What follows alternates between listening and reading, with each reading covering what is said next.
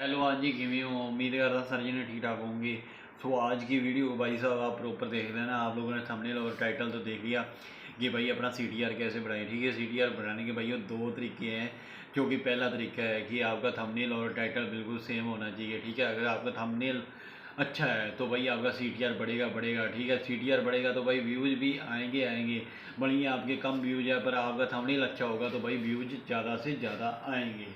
ठीक है, बाकी आपको बोलना ऐसे है कि हाँ भाई बंदा यही असल बात कर रहा है, बाकी सब तो फेक है। ठीक है, किसी को नीचा नहीं दिखाना है पर खुद को ऊपर रखना है कि हाँ भाई हमें भी कुछ आता है।